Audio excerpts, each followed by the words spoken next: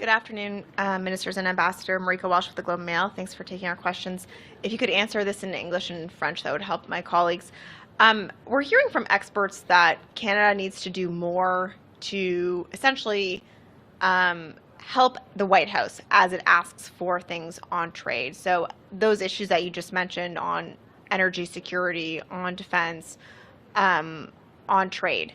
What else can Canada tangibly offer the U.S. since we weren't able to do things like help on Haiti with that defense force a few months ago?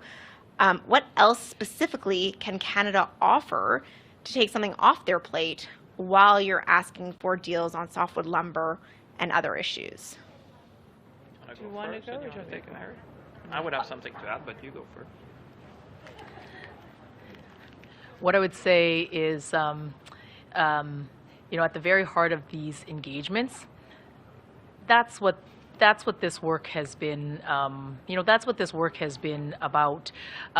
When we are able to, to listen to and work with those that are important to the Canadian economic relationship, for example, that are also important to the American economic relationship, it advances this strategic partnership that Minister Champagne has talked about. If I think about my engagement, with the United States Trade Representative and all of those that we have spent time with over the course of these last number of months in this very, very sort of disciplined way, it is, we're sort of. We're finding solutions along the way, right? I mean, and you heard just very recently we've been working for quite some time on what the Columbia River Treaty was going to be, and that was a very, very important issue to the White House. And what we did and what this process allowed us to do was, while we were doing this engagement work, it actually was helping to solve issues that were important to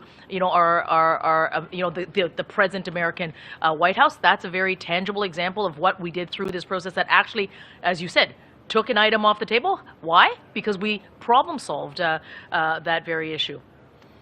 I'd give you, I think the ambassador said it best in a way. Today, economic security is national security. So when you go to Washington, you say, where can we help? Hey, I'll give you 3 examples very, very simply. The Americans passed the CHIPS Act. Now, when they realize that the 80% of it they do, but 20%, the last 20% is done in Canada, it's all good for our American friends to increase production, but they say, and it's in our best interest to say, hey, you know what? We're your strategic partner. We'll invest in that facility so that not only we can manufacture them, but we'll do the packaging and testing, so together we are more resilient. Because what I said to our colleagues at the White House, I'd say, I assume that behind the CHIPS Act is resiliency to remove your dependency from Asia. So here we come. We're a strategic partner. We say, you invest there, we'll invest on our side, and together we'll be more resilient. I'll give you the example of critical minerals.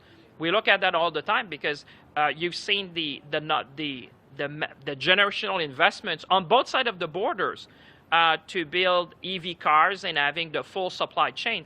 But you've seen that players have gone on both sides of the border, but they serve one market. It's only one North American market. So when we talk to our colleagues down south, they say, you do this, we'll do that. And together, we're going to be more resilient, and that's a plan for growth for North America, as we were saying with the ambassador.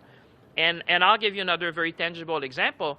When it came to titanium, titanium was an issue that, we need to make sure that as we build more things, because we've been looking at onshoring and friendshoring, we said titanium before was done, most of it in Russia. Now, thanks to the investment we made with our private partners, Sorel in Quebec is one of the largest sites to produce titanium. Now, what do you do with titanium?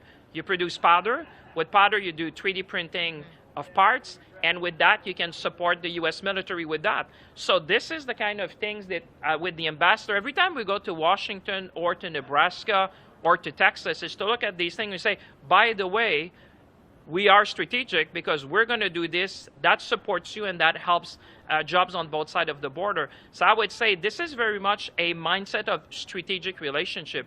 And in a world where you see that the big things you're seeing is that decarbonization, digitization of the economy, and a geopolitics which have been changing, obviously our friends from the South understand that they have no better friends than Canadian.